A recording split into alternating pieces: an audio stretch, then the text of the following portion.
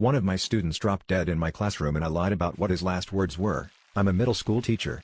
2 weeks ago, I had a student come to class after lunch and was all sweaty. I told him to go wash up but to use the sink in the classroom. I didn't understand how he got so sweaty since it was cold outside. Later they were taking a test and he came up to me. He looked out of it and was gripping his pencil. He asked what I was listening to. I said the Mamas and the Papas. He said, "Can I call home?" Then he dropped like a sack of potatoes. The school resource officer and nurse were in the room in 2 minutes and he was in an ambulance like 7 minutes later but he was not breathing. His parents wanted me to go into detail about what happened and I agreed if my principal agreed to be there. They asked me what was the last thing he said and I mentioned the Mamas and the Papas and to call home. They misheard me and thought I said that he asked if he could call his mama and papa. They got so emotional that I didn't correct them. All they said was he hadn't called them anything but mom and dad since he was like 3. He died from a brain aneurysm. Supposedly he got hit in the head pretty hard a few weeks back but that may or may not be related to his death. They cremated him too.